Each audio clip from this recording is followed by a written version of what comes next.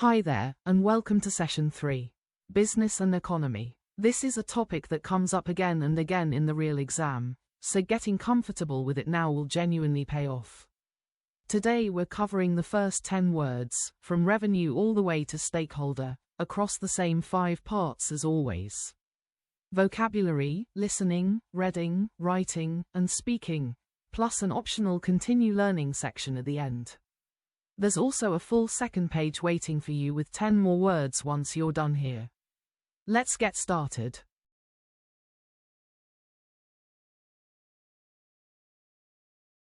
Here's your first set of 10 business words, starting with revenue and working through to stakeholder. Tap the pronunciation button and say each word out loud, then open meaning and synonyms and example sentences to see it in context.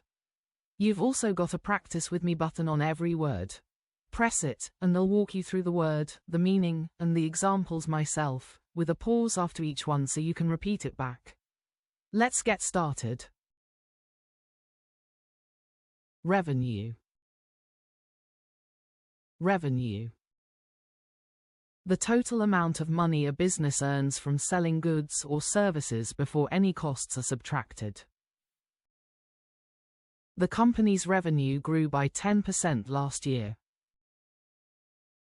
Online sales boosted revenue, and the store also cut its shipping costs.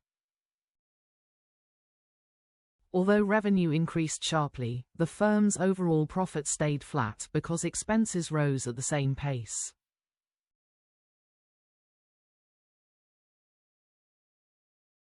Profit.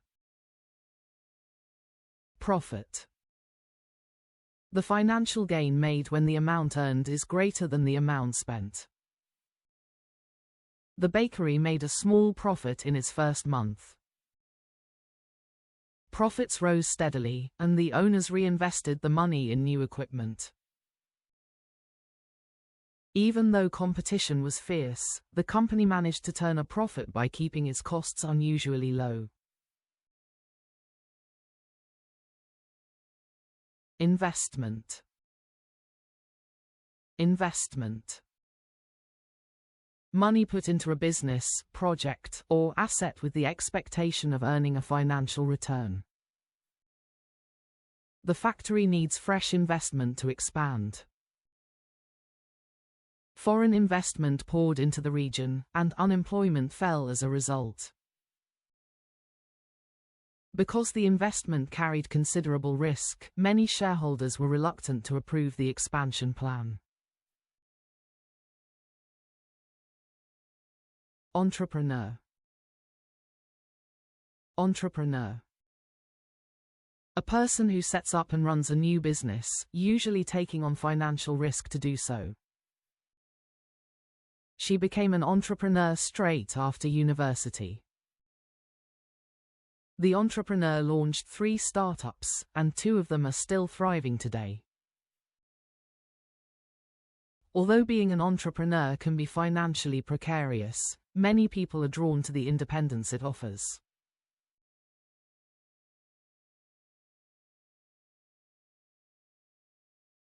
Consumer.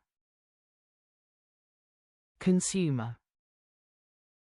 A person who buys goods or services for personal use rather than for resale or production. Consumers are demanding more sustainable packaging. Consumer confidence improved last quarter, and retail spending increased alongside it. As consumers become more price-sensitive during economic downturns, many brands are forced to lower their prices. Supply. Supply. The amount of a product or resource that is available to be sold or used. The supply of fresh vegetables was limited after the storm. Supply increased sharply, and prices dropped within weeks. Because the supply of raw materials had been disrupted, factories were forced to slow their production lines.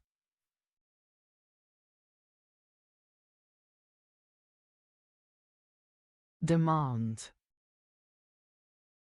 Demand. The desire and ability of consumers to buy a particular good or service at a given price. Demand for electric cars is rising quickly. Demand outpaced supply, and prices climbed as a result. Although demand for the product remained high, the company struggled to expand production fast enough to meet it.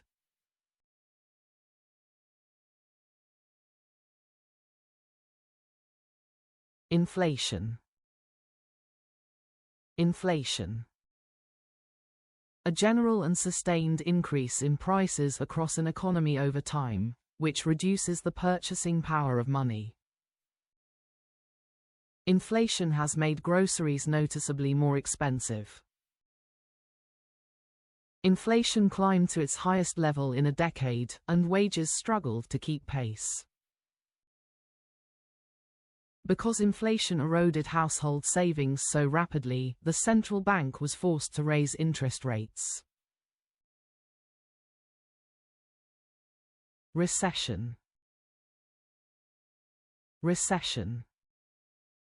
A significant decline in economic activity, usually marked by falling output, income, and employment over several months. The country entered a recession last winter. The recession hit small businesses hardest, and many were forced to close. Although the recession officially ended within a year, its effects on the job market lingered for much longer.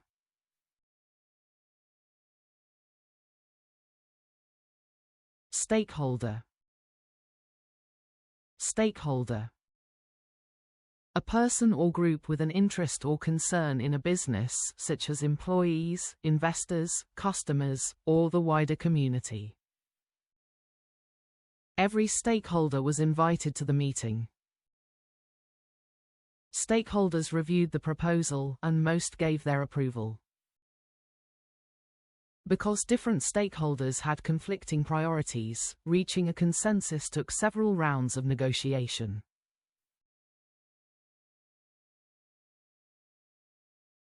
Nice work getting through all 10 new vocabulary words. That's the hardest part done. Now it's time to listen. Part A is a quick 30 to 50-second warm-up script with 2 easy questions, just to ease you in. Part B is the real deal. A full listening section with 10 questions, just like the actual exam. My honest tip: hide the script before you press play, so you're truly listening instead of reading along. Let's tune in.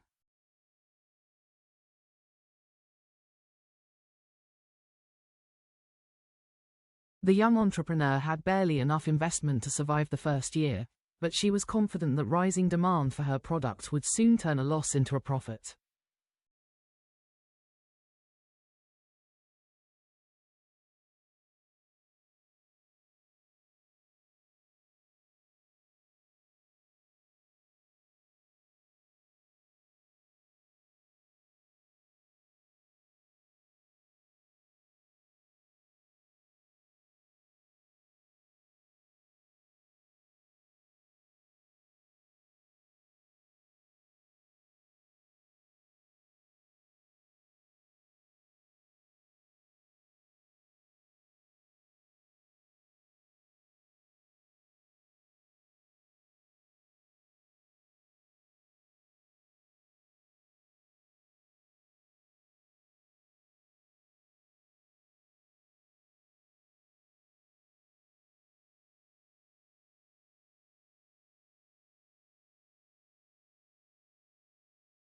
Welcome back to Market Notes.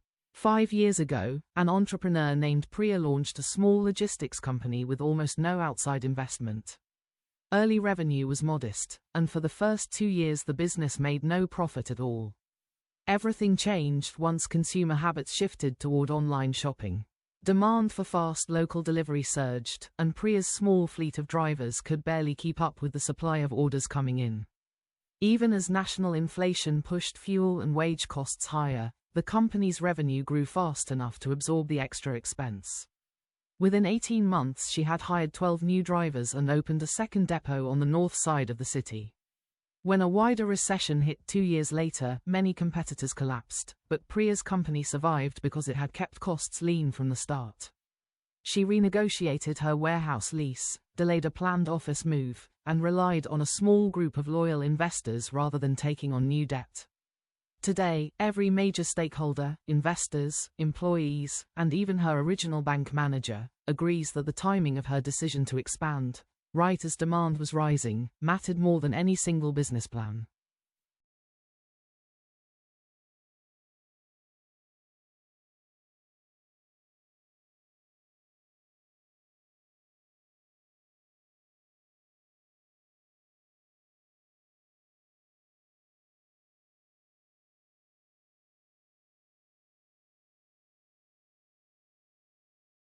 Quick recap.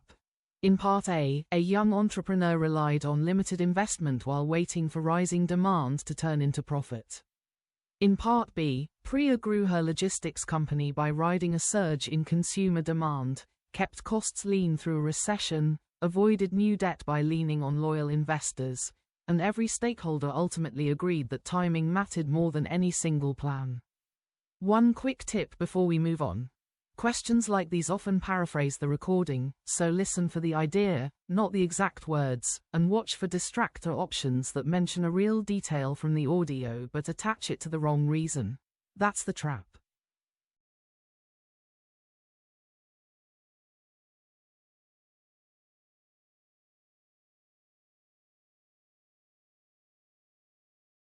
You made it through listening. That 10-question section is genuinely demanding, so well done. Now, reading. Tap show passage to reveal Marcus's story. A food delivery startup that grew fast, then ran into serious trouble. Read it once at your own pace, and notice the highlighted keywords, they're all from today's list. Then work through the 3 questions underneath. I won't spoil the answers here. Once you've had a go, I'll walk you through exactly why each one is correct.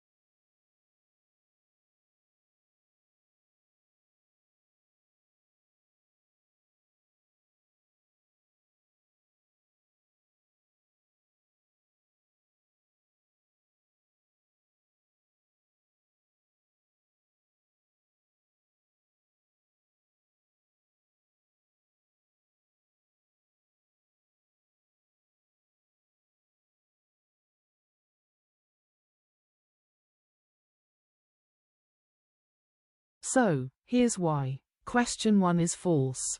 The passage clearly says early investment funded the expansion, not revenue, so don't let the word revenue appearing elsewhere in the text trick you into marking it true. Question 2 is B.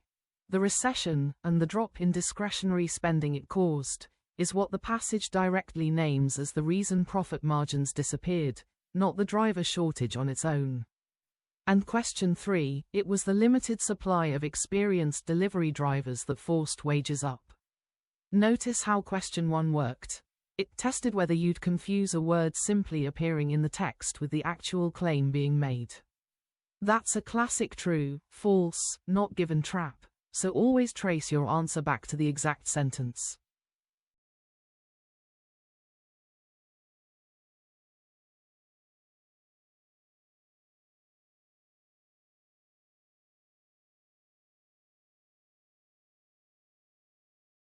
work. Spotting that recession trap shows you're really reading closely now. On to writing. You've got 3 tasks, 2 pie charts comparing business revenue by type, a short letter for a local magazine, and an essay on government support during a recession. I'll walk you through each task separately, right after you've had a go at it. Structure, vocabulary, all of it, one task at a time. Every prompt and model answer also has a "play slowly" button, so you can really hear the sentence structure. Let's start with task 1.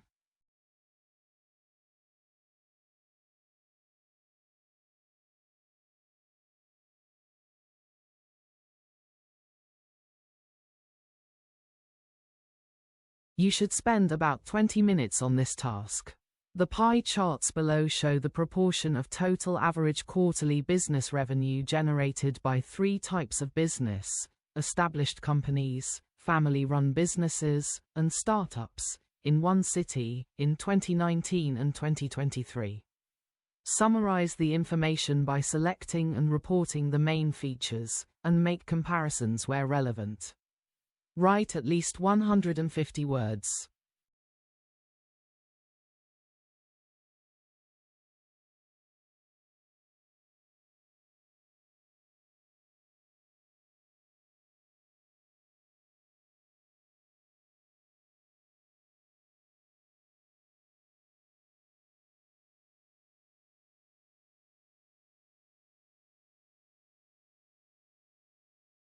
B1, B2. The pie charts show the percentage of total revenue earned by 3 types of business: established companies, family-run businesses, and startups, in 2019 and 2023. Overall, established companies earned the biggest share of revenue in both years, but startups saw the biggest increase in their share. Body 1. In 2019, established companies made up 55% of total revenue, while family-run businesses made up 30% and startups had only 15%. By 2023, however, startups' share had doubled to 30%, while established companies fell to 45% and family-run businesses dropped slightly to 25%. Speaker, play slowly.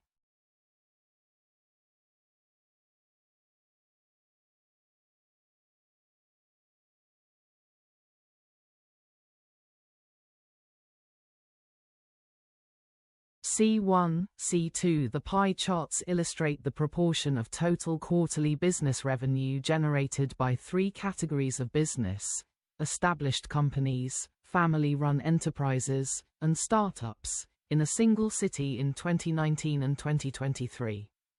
Overall, established companies commanded the largest share of revenue throughout the period, whereas startups experienced by far the most pronounced growth in market share.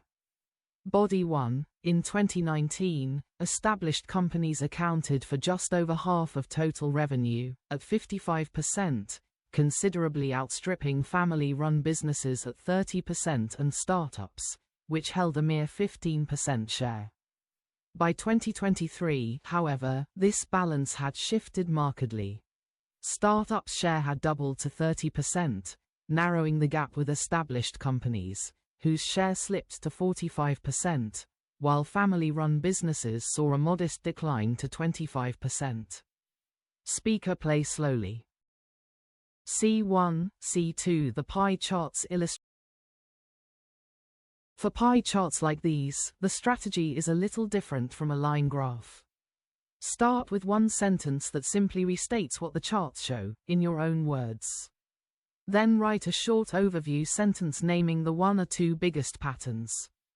Here, that established companies always earned the largest share, but startups saw the sharpest rise. Only after that overview should you move into exact percentages, and always describe the 2 years in relation to each other rather than treating them as separate, unconnected charts. A common mistake is listing every single percentage with no comparison between them. Examiners want to see you noticing the shift, not just reading numbers off the chart.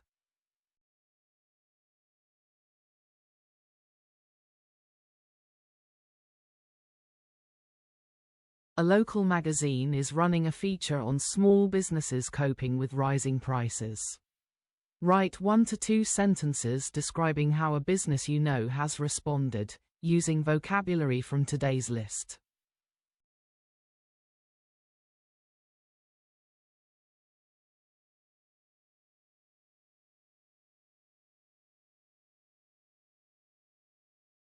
B1, B2 I think the bakery on my street dealt with rising inflation quite well. It changed its prices a little, but it still kept enough supply for its regular consumers. Speaker C1, C2 I believe the bakery on my street handled rising inflation well, because it adjusted its prices carefully while keeping enough supply to satisfy loyal consumer demand. For a short task like this, the trap is trying to say too much. With only 1 or 2 sentences, pick one clear idea, here, how a business coped with inflation, and build a single well-linked sentence around it, rather than listing 3 separate things.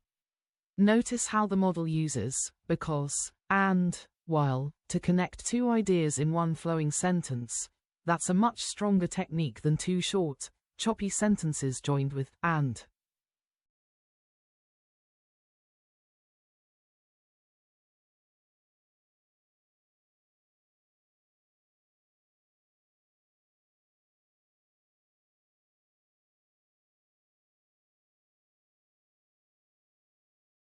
Some people believe governments should always support struggling businesses financially during an economic downturn, while others believe the market should be left to correct itself.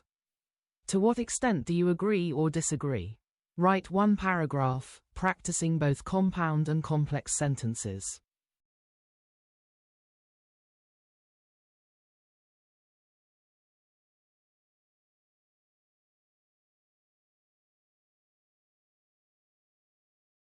B1, B2 I only partly agree that governments should always help businesses during a recession. Short-term help can save jobs, but if the government always helps, a struggling entrepreneur might not try hard enough to deal with falling demand. A sudden fall in revenue can hurt even good companies, so I think the best plan is short, limited government support, not help forever.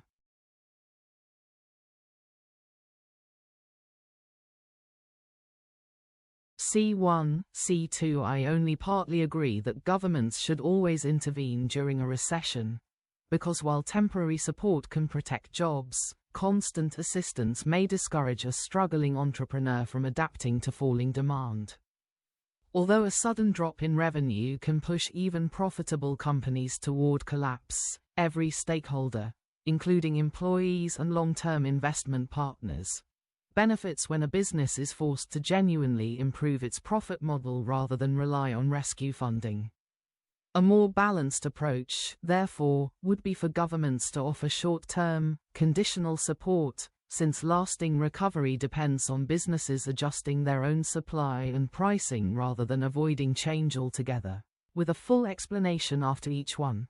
That's real, focused effort. Now, speaking. Part 1 asks whether you're a careful consumer, Part 2 has you describing an entrepreneur or small business you admire, and Part 3 gets into whether businesses should always plan ahead for a possible recession. Say your answers out loud, even if it feels a little silly. It genuinely helps.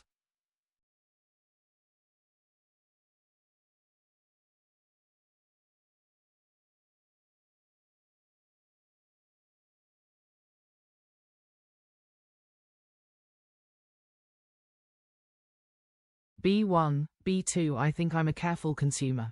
It's important to me because I like to check prices before I buy something expensive, and I try not to spend money on things I don't need. C1, C2 I'd say I'm a fairly careful consumer. It's genuinely important to me, because I like to compare prices before buying anything expensive, and I try to avoid spending money on things I don't really need.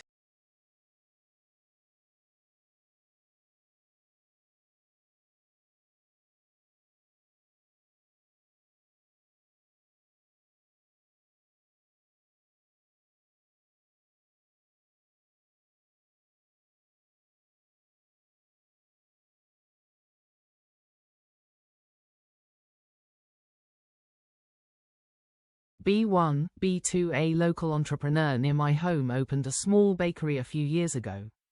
She didn't have much investment at the start, and her revenue was low, so she didn't make much profit in the first year. But she kept changing her menu based on what customers wanted, which is called demand. I admire her because she was patient in a hard time and now she has many loyal customers. C1, C2. A local entrepreneur near my home opened a small bakery a few years ago with very little starting investment. Her early revenue was low, and she barely made a profit for the first year, but she kept adjusting her menu based on customer demand. I admire her because she stayed patient during a difficult period and eventually built a loyal customer base.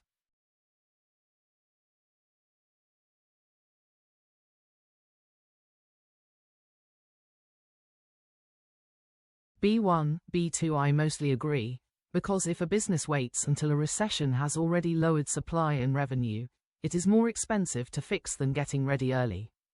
Companies that always need outside investment are in more danger when a recession happens, because every stakeholder becomes more careful with money. If a company saves money in good years and watches rising inflation carefully, it will probably survive a recession much better. C1, C2. I largely agree, because waiting until a recession has already reduced supply and hurt revenue is far more costly than preparing in advance. Businesses that rely on constant investment from outside sources are especially vulnerable when a downturn strikes, since every stakeholder becomes more cautious about spending. If a company built up reserves during profitable years and monitored rising inflation closely, it would likely survive a recession far more comfortably. Before we move on, there's a free printable workbook for this session. It's shown on your screen right now, and the link is also in the comments below. It mirrors everything you just worked through, but with space to actually write your answers instead of just reading them. If today's session helped, that workbook is a great next step, and I'd genuinely love to see how you get on with it. So feel free to share your progress in the comments too.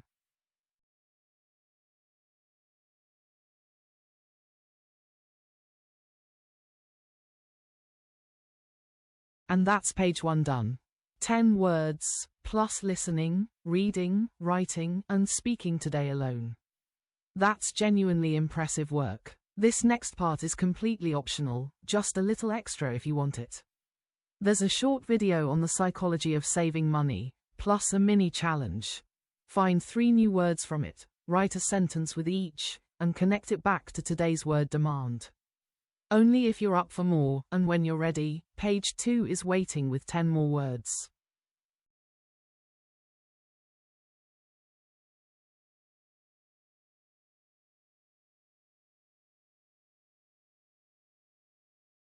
Before you go, a quick look at what's here. These are extra SparkSkyTech tools if you want to go deeper on a specific skill. The reading and listening resources sharpen those 2 skills specifically. The vocabulary builder and grammar guide help outside of session time, and the preparation hub and free resources page are worth a click anytime you want a broader refresher. No pressure to open any of them today, they'll be here whenever you need them. Down here in the footer, you'll find links to every skill hub, the full study journey series, and our Facebook group and YouTube channel if you want more support along the way. Before you close this tab, follow along next time, write your answers out instead of just thinking them, and if this helped, share it with a friend and subscribe on YouTube. When you're ready, page 2 has 10 more words waiting for you. See you there.